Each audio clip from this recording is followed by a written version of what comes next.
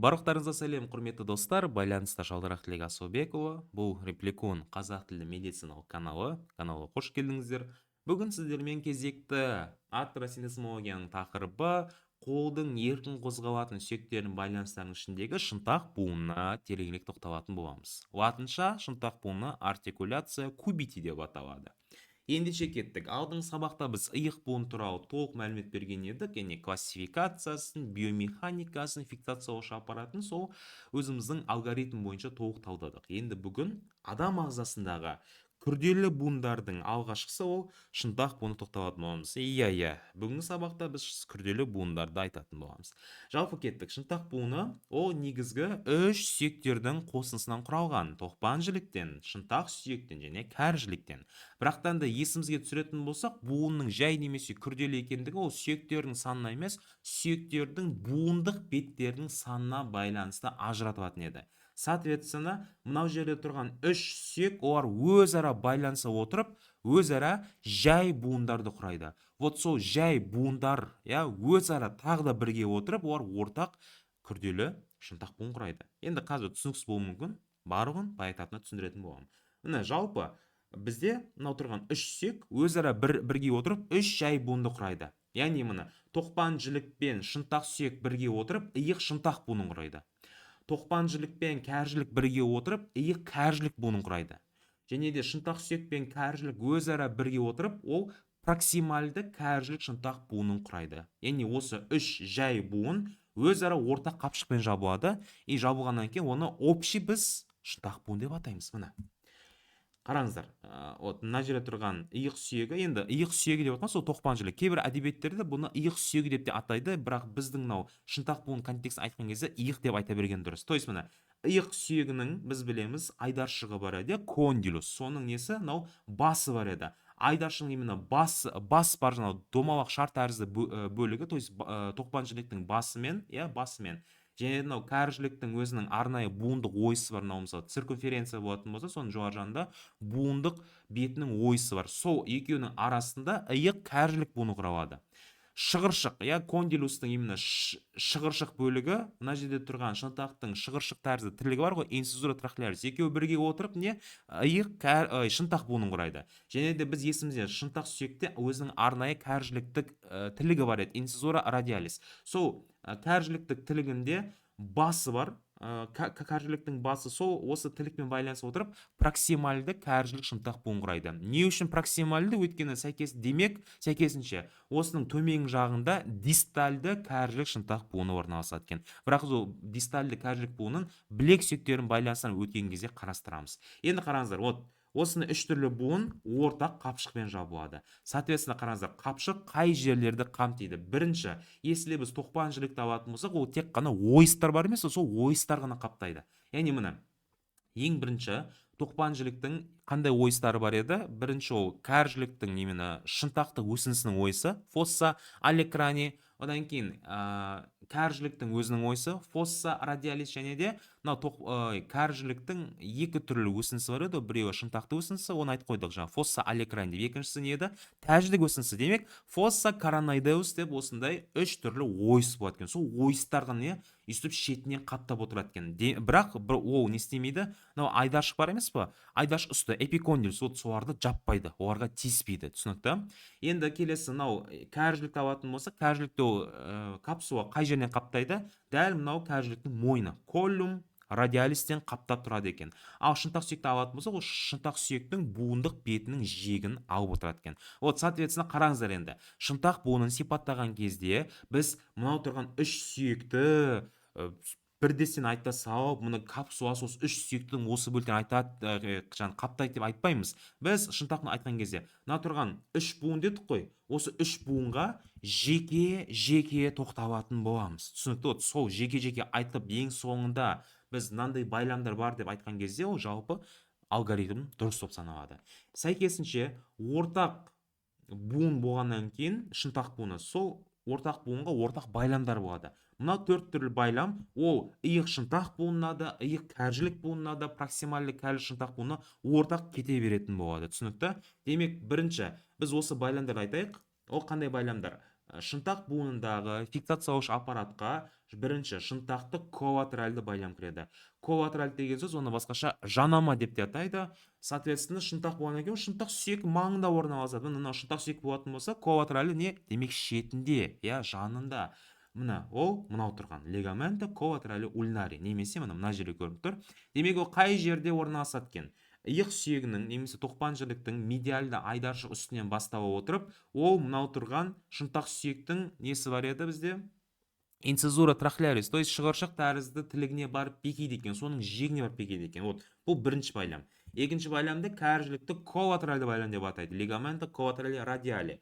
Ол то же самое уже латеральды айдаршық үстінен бастала отырып, енді екі түрлі кітапта екі түрлі айтылады, мысалы әртүрлі кітаптарда, бір кітаптарда айтылады, бұл байлам былай келеді да, мына осылай келіп жалғасып, то есть осылай өтіп, ол қай жерге барып бекиді, то есть латеральды айдаршық үстінен басталып, мына есімізде ғой, тілік бар еді, кәржіліктік тілік, сол шынтақ сүйекте, сол кәржіліктік тілігіне барып бекиді деп айтылады. Кейбір кітаптарда бұны, мынау тұрған үшінші байлам бар ғой, кәржіліктің шеңберлі байламы, лигаменті ануляри ради, мынау лигаменті ануляри ради, то есть дәл мынау циркумференциясы бар ғой, окружность деп атайды, осы кәржіліктің сол окружность циркумференциясында айналмалы түрде орналасады да, бұл шеңберлі байлам. Ал мына жерде тұрған сол коллатеральды кәржіліктің байламы сол шеңберлі байламға ұласып кетеді деп айтады. Енді шеңберлі байламға ұласып кетеді, немесе шынтақ сүйектің кәржілікті тілігіне барып бекиді деп айтсаңыздар да, екі вариантта негізі қате емес. Түсінікті? Мынау коллатераль байлам. Және үшінші байлам ол не? Кәржіліктің шеңберлі байламы, лигаменті ануляри ради, ол сол жаңа айтқан циркумференцияның жалпы бойлай бетінде үстіп орналасады екен. Қай жерге барып бекиді? То же самое мынау тілігінің жиегіне барып бекиді екен. Именно кәржіліктік тілік. Мына жердегі трахляристе емес, ол мына жердегі не? Инцизура радиалиске. Және төртінші байлам, оны басқаша, то есть квадрат тәрізді байлам, немесе оны басқаша шаршы немесе текше тәрізді байлам деп те айта береді. Енді квадрат деп айта салдым, лигаменті квадратум. Көп кітаптарда ол байламды негіз көрсетпейді. Атластарда мысалы мына жерде ол көрсетілмеген, бірақ естеріңізде болсын, электронный 3D анатомия атласты көрсеткен кезде ол бар. Мына тұрған шеңберлі байламның астыңғы жағында орналасады. То есть тура мынау екі сүйектің арасында ойыс бар, қуыс, соның арасында төрт бұрышты осы бекіне орналасады. Енді қай жермен қай жер дейтін болса, тура сол кәржіліктің мойнынан басталып, қайда барып бекиді? Мынау тұрған шынтақ сүйектің кәржілік тілігіне, тура мынау ануляри сияқты орналасады екен. Енді оны қазір мен сәлден соң көрсем атластан. Демек, түсінікті ғой. Біз шынтақ буынын айтқан кезде, біз ең бірінші мынау әр буынға жеке-жеке тоқталамыз. Соответственно, әр буынға жеке-жеке тоқталған кезде біз буын капсуласын сол сүйектерге қатысты ғана айтамыз. Мысалы, иық шынтақ буыны болатын болса, біз иық сүйегіндегі және шынтақ сүйектегі ғана не буын капсуласын орналасын айтамыз. Мына жаңа иық сүйегінде фосса лекрани, фосса короноидея, фосса радиалис жауып тұрады дедік қой. Ал шынтақ сүйекте буын бетінің жиегінде. Мысалы, мына жерде иық кәржілік буын дейтін болса, біз иық сүйегінде тура сол фосса лекрани, фосса короноидея, фосса радиалис, бірақ кәржілікте тек қана мойнын ғана жабады дейміз. Түсінікті ғой? И, соответственно, мына проксимальды кәржілік шынтақ буын дейтін болса, шынтақ сүйекте буын бетінің жиегі, кәржілікте мойны деп осылай айта салады екенбіз. Ал фиксациялауыш аппаратқа тоқталатын кезде, үш буынға да біз ортақ жаңа төрт аппарат бар, ол фиксациялаушы байламдар, сол төртеуінде осыларын айта береді екенбіз. Тек қана проксимальды кәржілік шынтақ буынында ол төртеуінен бөлек, то есть төртеуінің ішінен шеңберлі байлам бар ғой, сол көбірек қызмет атқарады, көбірек фиксациялауға қатысады. Бірақ жаңа айтқан үшеуде, қалған үшеу бар ғой, квадрат тәрізді және коллатеральды екеуі ішіне кіріп кете береді. Түсінікті? Енді кеттік. Әр буынға жеке-жеке тоқталамыз. Бірінші артикуляция хумора ульнарис, то есть иық шынтақ буыны. Буын құрайтын сүйектер тоқпан жілік пен шынтақ сүйек, немесе иық сүйек пен шынтақ сүйек. Сүйектердің буындық беттері тоқпан жіліктің несі? Шығыршығы, то есть айдаршығы, айдаршының ішіндегі именно шығыршық несі бөлігі, трахляри хумери және шынтақ сүйектің инцизура трахлярис ульнарис, то есть шығыршық тәрізді тілігі. Сол екеуінің арасында орналасады. Буын капсуласын айттым. Енді буын классификациясы бойынша бұл жай буын. Өйткені екі түрлі буын беттерінен құралған, және бұл комбинацияланған. То есть комбинацияланған деген сөз қандай буынмен комбинацияланады? Иық кәржілік буынмен. То есть өзі екі түрлі буын ғой, екі түрлі анатомиялық аймақта орналасқан, бірақ бір қозғалыс жасайды. қозғалыстарда қазір мен ең соңында айтамын, сәл жаңағыдай түсінікті болу үшін, вот бұл иық кәржілік буыны, өйткені иық кәржілік буыны тура оның қасында міне, екеуі қасында орналасады, екеуі де мынау тоқпан жілікпен байланысты, сол себептен екеуі бірге қозғалады. То есть біз мынау шынтақ буынын бүккен кезде мына фронтальды білікте шынтақты бүгу жазу кезінде біз тек қана мынау иық шынтақ қана мысалы буыны бүгілмейді ғой, ол қасына тұрған иық кәржілік буыны бірге бүгіледі, бірге деппін ғой. И соответственно не екеуі бірге қозғалыс жасайды. Қазір оның бәрін түсіндіремін. Пішіні бойынша бұл шығыршық, немесе кейбір кітаптарда оны бұранда деп атайды, винтообразный дейді, винт тәрізді. И ол бір осьті, то есть бір білікте ғана, то есть фронтальды білікте ғана не шынтақты бүгу жазу ғана қызметін атқарады.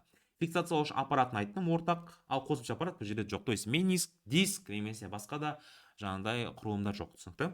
Келесі иық кәржілік буыны, артикуляция хумера ульнарис, ол соответственно тоқпан жілік пен кәржіліктің арасында орналасады.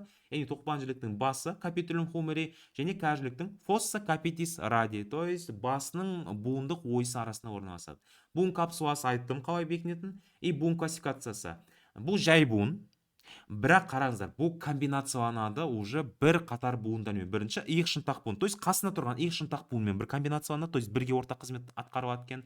Проксимальды және дистальды кәржілік шынтақ буын, то есть мына жерде тұрған мынау буын бар ғой, мына жерде, то есть осы екеуімен, то есть осы жермен астындағы дистальды бөліктермен комбинацияланады. То есть бұл жердегі қозғалыс екі түрлі білікте жасалынады. То есть ол шар тәрізді пішінді өзі мына жақта көрініп тұрады, шар тәрізді ғой өзі, мынау несі тоқпан жіліктің басы шар тәрізді. Соответственно бұл, бірақ шар тәрізді болғанмен де ол екі осьті, то есть үш осьті емес, екі осьті, түсінікті? Ол фронтальды білікте және вертикальды білікте қозғалады. Фронтальды білікте тура сол жаңа шынтақты бүгу жазу, ал вертикальды білікте ішке бұру, сыртқа бұру, то есть пронация, супинация, оны қас көрсетем. Пронация, супинация. Енді негізі ішке бұру, сыртқа бұру вертикальды білікте, пронация, супинация. Бұны иық кәржілік буын емес. Оны негізі көбірек сол қозғалысты көбірек жүзеге асырады проксимальды кәржілік шынтақ буыны, түсінікті? То есть ішке бұру, сыртқа бұруды көбірек осы жүзеге асырады. Ол қаз атылыстан көрсенге түсінікті болады. Бірақ енді сол жаңағы ішке бұру, сыртқа бұру қызметін жасаған кезде де мынау тұрған не бірге иық кәржілік буында ол бірге қозғалады, бірге қатысады екен. Қазір түсіндірем. Демек бұл жерде екі білікте қозғалыс жасалынады, фронтальды и вертикальды білікте. Ортақ фиксациялаушы аппарат жоқ, және қосымша аппарат бұл жерде жоқ.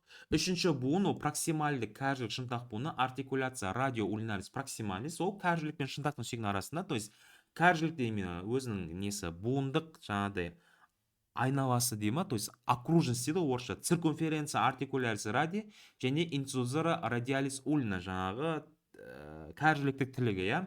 Соответственно, капсуласын білесіздер қалай орналасатын, ал буын классификациясы бойынша бұл жай буын, бірақ комбинацияланады қай буындармен? Сол жаңа айтқан иық кәржілік буынымен комбинацияланады, және де дистальды кәржілік шынтақ буынымен комбинацияланады. То есть қозғалыс жасағанда бірге қозғалады. Цилиндр тәрізді пішіні және бір осьті. Бір осьті болғаннан кейін, соответственно, бұда бір ғана қозғалыс жасалынады, вертикальды білікте ішке бұру және сыртқа бұру. Фиксациялаушы аппарат тура сол ортақ байламдар, бірақ оның ішіндегі шеңберлі байлам көбірек рөл атқарады. Өткен қараңыздар мұны. Суретте байқалатын болсақ, вот, мынау шеңберлі байлам, лигамента ануляри ради. Мынау жаңағы кәржілікті тілі көріп тұрық қой. Демек жаңа айтқан артикуляция радиолинарис проксималисте бұл жерде көбірек қайсы байлам көбірек жаңағыдай қызмет атқарады, осы шеңберлі байламы.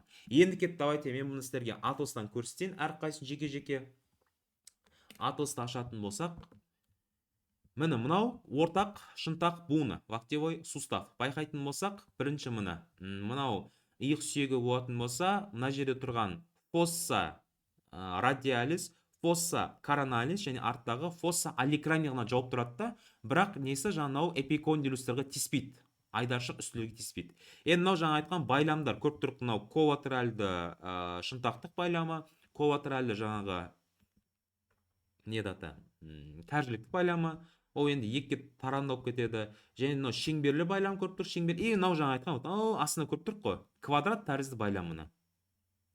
лигаментум квадратум. Енді астында мынау хорда деп аталатын зат болады, то есть қиғаш хорда. Бұл байлам ғой енді, бірақ оны басқаша хорда деп атайды көп кітаптарда.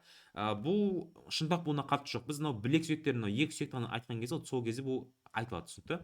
Енді кеттік. Қозғалыстар дедім ғой жаңа. Қараңыздар мына. Ең бірінші, өзі шынтақ буынында, енді біз жаңа ортақ несін айттық қой, ортақ байлам, ортақ капсула. Бұл жерде де ортақ екі қозғаушы саналады. То есть шынтақ буыны қозғалған кезде анауға үш буын бар ғой, біз айтқан, сол үш буын бірге қозғалады, бірге қызмет атқарады, түсінікті? Соответственно, ол жерде міне бүгу жазу және ішке бұру сыртқа бұру, пронация супинация саналады. Бірінші мына қараңыздар. Бүгу жазу, бүгу жазу.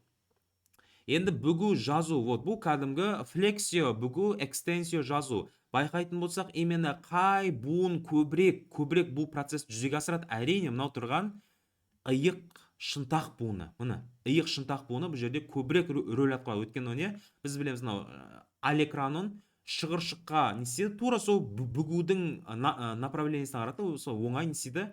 Орналасады. То есть бүккен кезде мынау шығыршықтың бойымен оңай бүйтіп сырғып қозғалады екен. Соответственно, көрдік, бұл жерде көбінесе қай буын көбірек бүгу жазуға қатысады екен? Бұл иық шынтақ буыны.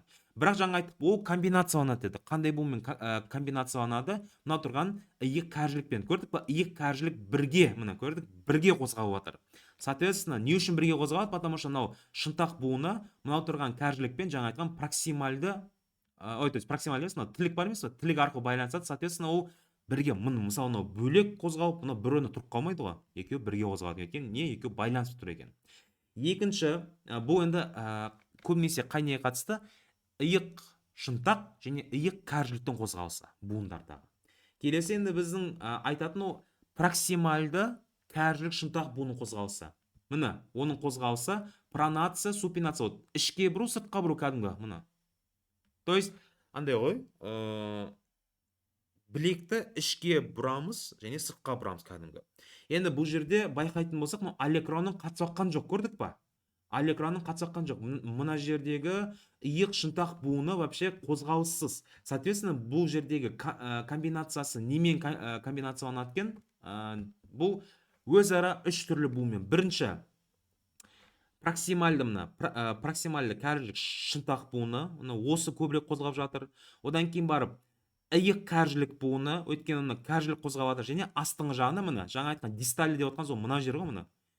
Дистальды бөлікте де тура осындай кәржілік шынтақты буын орналасады. Көрдік па? Қозғалған кезде бұл да қозғалады екен, бірге қозғалады.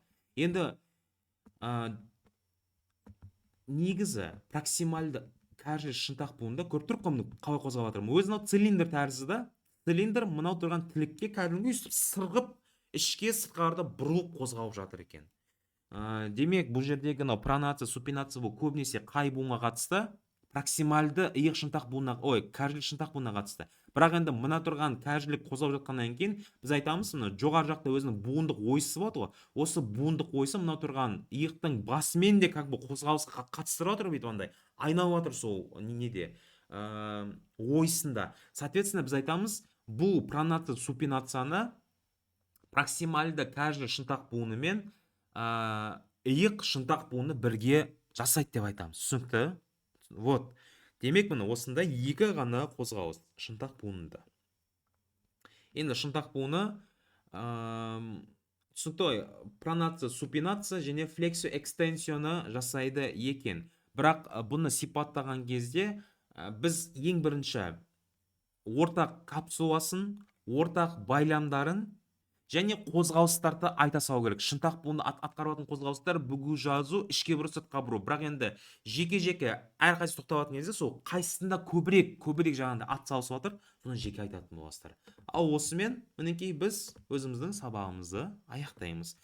Түсінікті болды ма сіздерге? Жалпы түсінікті болды деп ойдамын. Енді шынтақ буыны бұл ағзадағы күрделі буын, сол себептен осындай мәліметтер де көп. Бұл жерде алдыңғы сабақтарда біз тек қана екі ғана нені айтатын кезде, айтқанымызда мысалы, екі сүйектің арасында бір буыны, бұл жерде уже үш сүйектің арасындағы 6 буындық бет. Өзі екеуден болатын кезде үш жай буынды сипаттадық. Бірақ қатты қиын емес. Главное сіздер мынау комбинациясын түсіну керексіздер. То есть қандай буындармен комбинацияланады, то есть қайсы қозғалған кезде қайсы онымен бірге қозғалады. Вот соны сіздер біліп алсаңыздар, дальше қатты қиын болмайды. Түсінікті?